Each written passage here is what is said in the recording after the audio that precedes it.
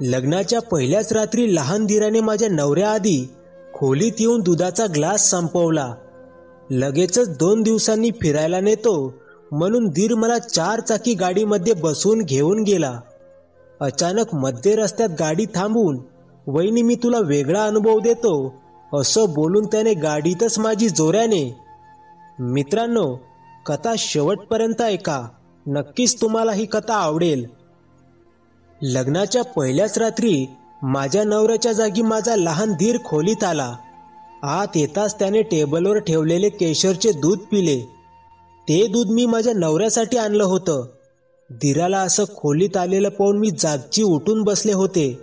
त्याने ते दूध प्यायलं तेव्हा मी त्याच्याकडे अगदी आश्चर्याने बघत होते. दुधाचा ग्लास खाली करून माझा धीर माझ्या जवळ आला. तो मला म्हणाला की "सॉरी वहिनी, पण मला फार दमल्यासारखं झालं होतं म्हणून मी ते दूध प्यायलो.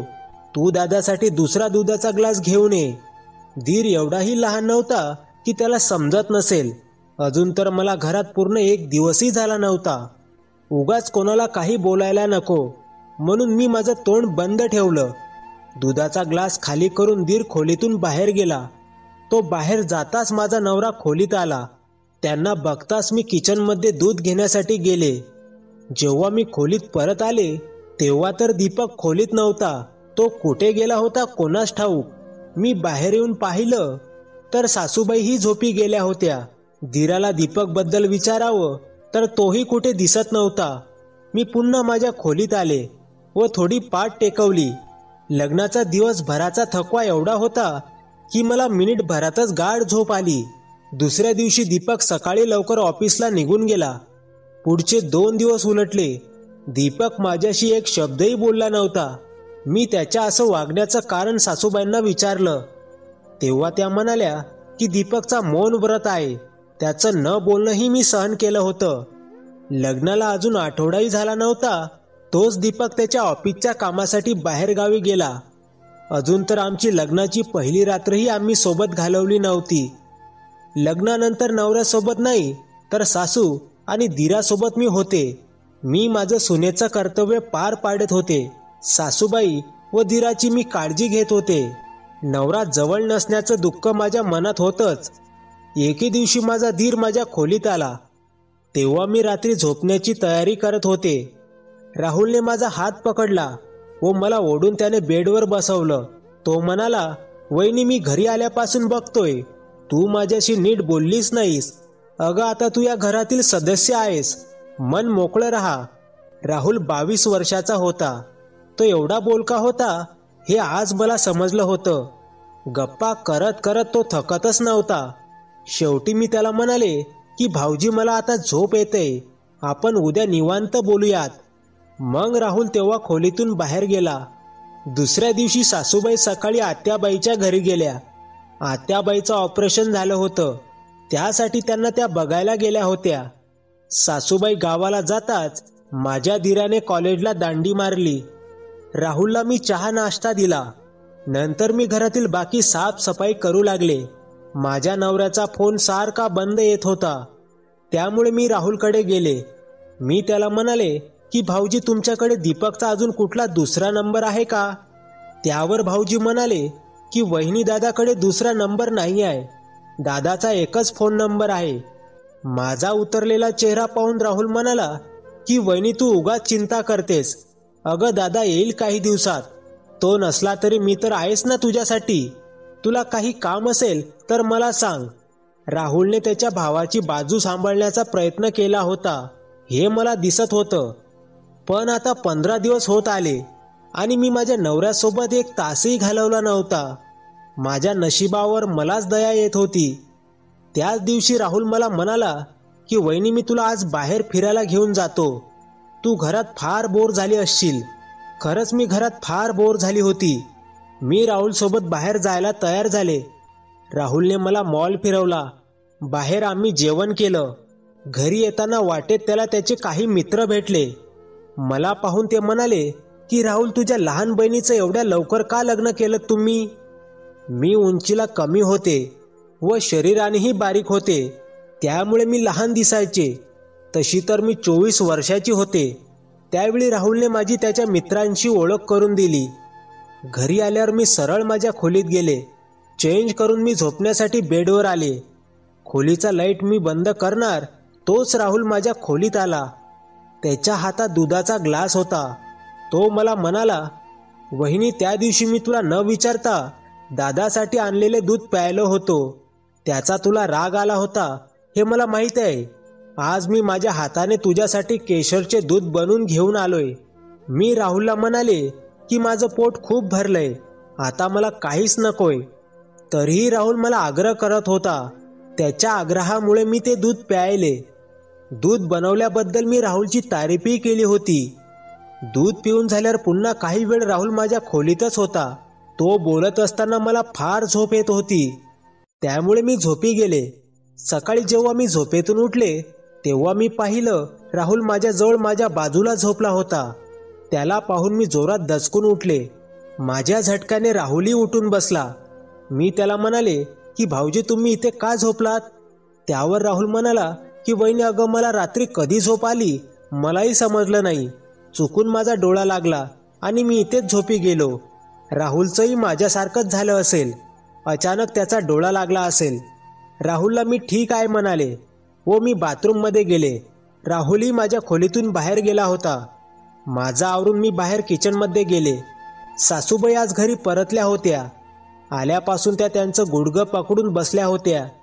अजून तरी मी भाजी घेण्यासाठी बाहेर गेले नव्हते, पण आज मला जावं लागेल असं दिसत होतं.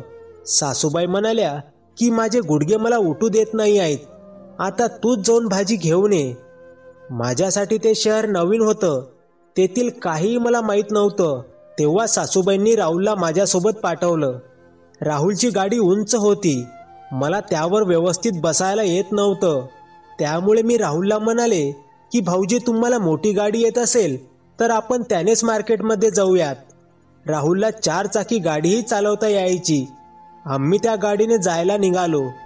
भाजी मंडईमध्ये काही लोक मला राहुलची लहान बहीण समजले होते. माझ्या कमी उंचीमुळे नकळत माझी मजाक उडवली जात होती. मी तेव्हा रडतच गाडीत जाऊन बसले. माझ्या मागे राहुलही आला. तोही माझ्यासोबत गाडीत बसला. मला रडताना पाहून तो म्हणाला की वहिनी, कोणाला काही बोलू देत, तू माझी परफेक्ट आणि सर्वगुण संपन्न वहिनी आहेस. जे शब्द मला माझ्या नवऱ्याकडून ऐकायचे होते ते मी माझ्या दिराकडून ऐकत होते. तेव्हा मी एवढी नाराज होते की मी रडता रडता भान हरपून बसले व राहुलच्या गळ्यात पडले. राहुलने मला पाणी पिऊ घातलं. मी शांत झाले व आम्ही घरी जायला निघालो. पुढच्या काही दिवसात माझा वाढदिवस होता. तेव्हा रात्री 11:30 वाजता राहुलने मला उठवलं व तो म्हणाला, आपल्याला बाहेर जायचं आहे. राहुल मला मोठ्या गाडीत बसून कुठेतरी घेऊन आला. राहुलने अशा ठिकाणी गाडी थांबवली होती जिथे लांब लांबपर्यंत मला कोणीही दिसत नव्हतं. त्याने मला गाडीतून खाली उतरायला सांगितलं. मला तर फारच भीती वाटत होती. घाबरतच मी गाडीतून खाली उतरले. राहुलने माझ्या डोळ्यावर हात ठेवला व तो मला काही पावलं चालत घेऊन आला. जेव्हा त्याने माझ्या डोळ्यावरून त्याचा हात बाजूला केला तेव्हा तर माझे डोळे चमकले होते. राहुलने मला रात्री 12 वाजता माझ्या वाढदिवसाचं सरप्राईज दिलं होतं. त्याने गाडीची मागची डिक्की सजवून आणली होती. त्याने माझ्यासाठी केकही आणला होता. हे सगळं माझ्यासाठी नवीन होतं. आजपर्यंत माझ्यासाठी कोणीच असं काही केलं नव्हतं. ते सगळं पाहून माझ्या डोळ्यात अश्रू दाटले होते. माझ्या डोळ्यात अश्रू पाहून राहुल म्हणाला, वहिनी, आज एवढा छान दिवस आहे, तू अशी रडू नकोस. राहुलने माझे डोळे पुसले व त्याने मला केक कापायला लावला. त्या सगळ्यात मी विसरून गेले होते की सासूबाई घरी आहेत. त्यांची जर झोप उघडली तर काही खरं नाही. मी राहुलला म्हणाले, भाऊजी, आपल्याला घरी लवकर जायला हवं. सासूबाईंची झोप मोडली तर आपल्याला घरात न पाहून त्या काय विचार करतील. मी असं बोलताच राहुल म्हणाला की आई सकाळ झाल्याशिवाय उठणार नाही. आईची झोप फार गाढ असते. राहुलचं बोलणं ऐकून मी जरा टेन्शन मुक्त झाले. केक कट करून मी गाडीत जाऊन बसले. राहुलही माझ्या सीटच्या बाजूला येऊन बसला. मी त्याला म्हणाले की भाऊजी, तुम्ही इथे मागे का बसलात? पुढे गाडी कोण चालवेल? वहिनी, मी तुला अजून थोडं स्पेशल विश करण्यासाठी इथे बसलोय. राहुलने असं बोलून माझ्या हातात एक गिफ्ट बॉक्स दिला. तो मला म्हणाला, वहिनी तुला पुन्हा एकदा वाढदिवसाच्या शुभेच्छा. राहुलसाठी मी फार स्पेशल आहे असं त्याच्या वागणुकीतून मला जाणवत होतं. त्याचं गिफ्ट मी स्वीकारलं. नंतर आम्ही घरी निघालो. सासूबाई काही उठल्या नव्हत्या. मी माझ्या खोलीत जाऊन झोपी गेले. रात्री फार उशीर झाल्यामुळे राहुलने दिलेले गिफ्ट माझ्याने बघायचंच राहिलं होतं. सकाळी उठल्यावर मला गिफ्ट बघायचं लक्षात आलं.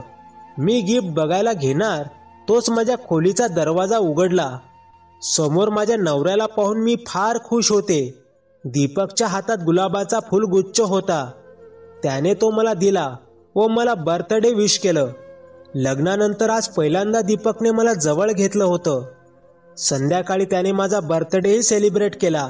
आज माझे आईबाबाही मला भेटायला आले होते. त्यांनी माझ्यासाठी सोन्याचा हार आणला होता. आई बाबा घरी थांबले नव्हते. थोडा वेळ मला भेटून ते घरी जायला निघाले. आज माझा वाढदिवसही होता आणि दीपक व माझी लग्नाची पहिली रात्रही. दीपकच्या चेहऱ्यावर मला खूप उत्सुकता दिसत होती. रात्री झोपण्यापूर्वी दीपक माझ्यासाठी दूध घेऊन आला होता. त्याने त्याच्या हाताने मला दूध पाजलं. त्यानंतर खोलीतील लाईट बंद करून तो माझ्या जवळ आला.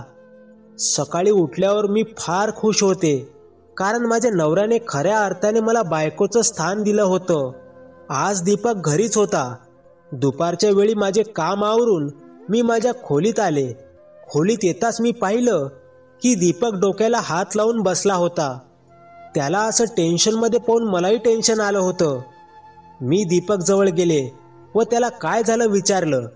तेव्हा त्याने माझा हात हातात घेतला व म्हणाला की प्रीती, माझ्याने कंपनीचं प्रेझेंटेशन नीट झालं नाहीये. आता काय माहीत ऑफिसमध्ये काय होईल. दीपक, तू उगाच टेन्शन घेतोयस. तू फार हुशार आहेस. प्रेझेंटेशन चांगलंच झालं असेल. तू उगाचच जास्तीचा विचार करतोयस. मी असं बोलताच दीपक म्हणाला, तुझ्याशी बोलून माझं मन जरा हलकं झालं. दीपक आज रात्रीही झोपण्यापूर्वी माझ्यासाठी दूध घेऊन आला. मी त्याला नको म्हणू लागले. तेव्हा तो म्हणाला की प्रीती, आपल्याला लवकरच आईबाबा व्हायचंय. जोपर्यंत तू थोडी स्ट्रॉंग होत नाही तोपर्यंत आपल्याला बाळाचा विचार करता येणार नाही. त्यामुळे पटकन हे दूध पी आणि आज नाही तर रोजच तुला हे प्यावं लागणार आहे, कारण मला लवकर बाबा व्हायचंय. मला वाटलं होतं दीपकचं माझ्यावर व आमच्या संसारावर लक्ष नाहीये, पण तसं काहीही नव्हतं. त्याने तर खूप काही विचार करून ठेवले होते. आजही त्याने मला त्याच्या हाताने दूध पाजलं. दीपक आल्यापासून मी राहुल सोबत जास्त बोललेही नव्हते. दीपकपेक्षा राहुल घरात जास्त लक्ष द्यायचा. सासूबाईंचे काम ऐकणे असो की घरात लागणारी कुठलीही वस्तू असो, ते सगळे काम राहुलच करायचा. आज दीपक ऑफिसला गेला तेव्हा राहुल माझ्या खोलीत आला. तो मला म्हणाला की वहिनी, दादा आल्यापासून तुझं माझ्याकडे लक्षच नाहीये. नाही हो भाऊजी, तसं काही नाही. आज बऱ्याच दिवसांनी आमच्यात गप्पा रंगल्या होत्या. काही वेळाने दीपक घरी आला. त्याला खोलीत आलेलं पाहून राहुल खोलीतून बाहेर गेला. दीपक आज लवकर घरी आला होता. तो खोलीत मोबाईल बघत बसला होता आणि मी माझे केस विंचरत होते. तेव्हा अचानक माझे केस माझ्या मंगळसूत्रामध्ये अडकले. मी दीपकला ते काढून दे म्हणाले, पण तो मोबाईलमध्ये व्यस्त होता. तशीच मी सासूबाईंच्या खोलीत जाऊ लागले, पण हॉलमध्येच राहुल दिसला. मला तसं पाहून तो माझ्याकडे आला. त्याने माझे मंगळसूत्रामध्ये अडकलेले केस मला सोडवून दिले. कधी कधी मला वाटायचं की दीपकपेक्षा राहुल माझी जास्त काळजी करतो. मी जेव्हाही खोलीतून बाहेर यायचे किंवा काही काम करत असायचे तेव्हा राहुल माझ्याकडे चोर नजरेने बघत असायचा. पण मी माझ्या नवऱ्याशी प्रामाणिक होते. मागच्या 2 दिवसापासून दीपक लवकर घरी येत होता. आज तर तो फारच टेन्शनमध्ये दिसत होता. दीपकच्या डोळ्यात आज अश्रू होते. त्याला मी विचारलं की काय झालं. तेव्हा तो म्हणाला, प्रीती, मी माझा जॉब सोडला आहे आणि मी एक बिझनेस टाकत होतो. पूर्ण व्यवसाय सेट झाल्यावर मी तुला सरप्राईज देणार होतो, पण माझी सगळी मेहनत पाण्यात गेली. माझा सगळा पैसा बुडाला. आता मला पुन्हा 50 लाख रुपये खर्च येणार आहे. हे राहतं घरी आपल्याला विकावं लागेल. देवसुद्धा कधी कधी प्रामाणिक माणसाची फार परीक्षा घेतो. दीपकचीही देवाने चांगलीच परीक्षा घेतली होती. मी त्याला म्हणाले की तू काळजी करू नकोस, मी बाबांना सांगून होईल तेवढी मदत घेते. माझ्याशी बोलत असताना दीपकचा फोन वाजला आणि तो घराबाहेर गेला. मीही आता विचारातच होते. बाबाशी मी फोनवर बोलले आणि त्यानंतर मी बाहेर जाऊ लागले. तेव्हा माझी नजर राहुलने दिलेल्या गिफ्ट बॉक्सवर गेली. तो बॉक्स उचलण्यासाठी मी खाली वाकले. त्याचवेळी माझ्या कमरेत जोरात चमक भरली. मला एवढ्या वेदना होऊ लागल्या की मला जागचा हालताही येत नव्हतं. मी तेव्हा जोराने दीपकला आवाज देऊ लागले. माझ्या आवाजाने लगेचच राहुल माझ्या खोलीत आला. माझ्या वेदना पाहून त्याने मला बेडवर लेटवलं. राहुल तेलाने माझ्या कमरेची मालिश करू लागला. त्याचा हात माझ्या पूर्ण कमरेवरून फिरत होता. मालिश करत असताना तो मला म्हणाला की वहिनी तू खूप सुंदर आहेस, पण दादाला तुझी किंमत नाही. तो तुला नीट वेळ देत नाही. तू खरंच त्याच्यासोबत खुश आहेस ना? राहुल पुढे मी होकारार्थी मान डोलवली होती. सासूबाईंच्या येण्याच्या आवाजाने तो माझ्या खोलीतून बाहेर गेला. राहुलने मालिश करून दिल्यामुळे माझ्या कमरेला आराम मिळाला होता. तेव्हा मी बेडवरून उठून बसले आणि राहुलने दिलेले गिफ्ट मी आज खोलून पाहिलं. त्याने मला लैला मजनू फोटो फ्रेम दिली होती. राहुलचं गिफ्ट पाहून मी जरा विचारातच पडले होते. त्याने दिलेलं गिफ्ट मी दीपकपासून लपून ठेवलं. दुसऱ्या दिवशी माझ्या माहेरहून जी मदत मागितली होती ती आली होती. राहुल आज जरा माझ्यापासून नजर चोरूनच होता. त्याने नकळत माझ्यासमोर त्याच्या प्रेमाचा प्रस्ताव मांडला होता. आज रात्री दीपक झोपण्यापूर्वी माझ्या जवळ आला. तो मला त्याच्या हाताने दूध पाजत होता. तेव्हा माझ्या डोळ्यासमोर राहुलचा चेहरा येत होता. दीपक सोबत जास्त न बोलता मी झोपी गेले. खोलीतील लाईट बंद करून तोही माझ्या शेजारी झोपी गेला. आज मला जाग झोप होती. काही वेळाने मला माझ्या खोलीचा दरवाजा उघडण्याचा आवाज आला. मला वाटलं दीपक पाणी प्यायला गेला असेल, पण तो आवाज कोणा एका व्यक्तीचा नव्हता.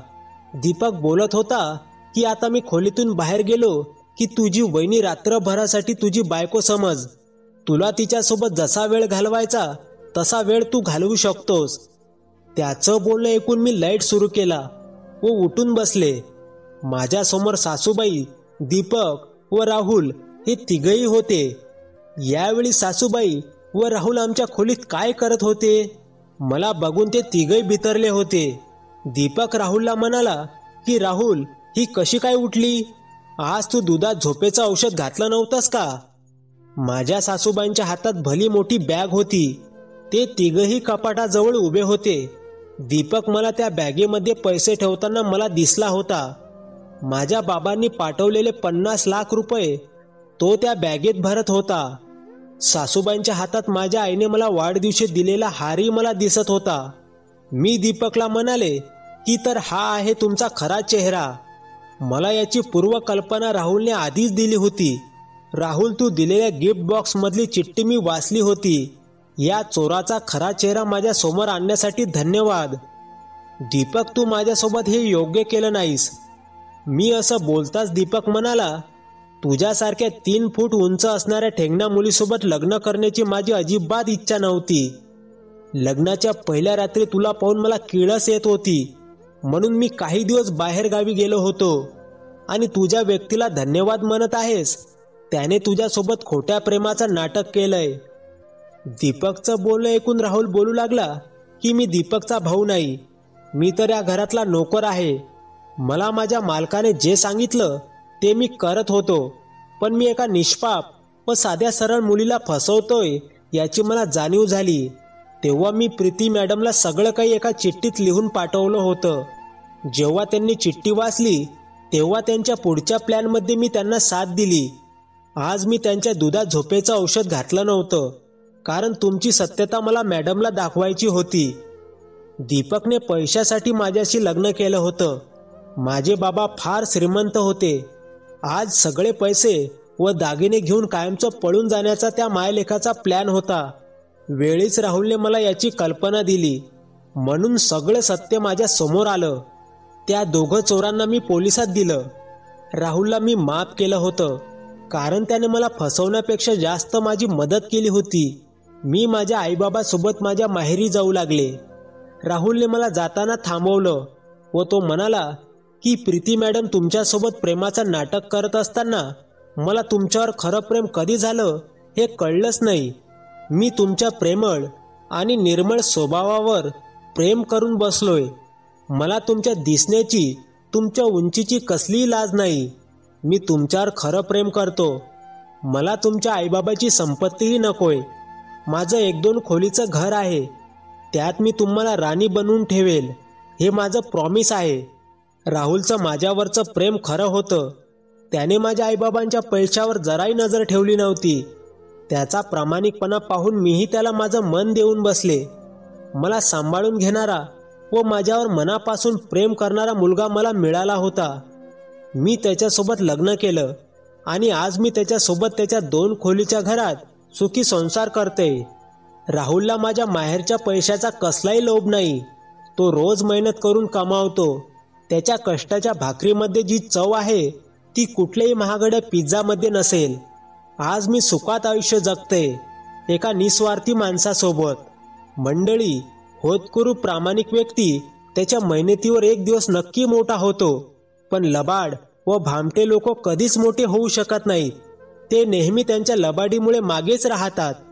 जीवन जगताना ते प्रामाणिकपणे जगायला शिका, लबाडीने नाही. लबाडी शेवटी माणसाला बर्बाद करतेच. मित्रांनो, कशी वाटली कथा कमेंट करून नक्की सांगा आणि व्हिडिओला लाईक करा. आणि हो, कथा आवडली असेल तर आपल्या चॅनलला प्लीज सबस्क्राईब करा. शेवटपर्यंत कथा ऐकल्याबद्दल तुमच्या मनापासून खूप खूप आभार. पुन्हा भेटू नवीन कथेसह. धन्यवाद.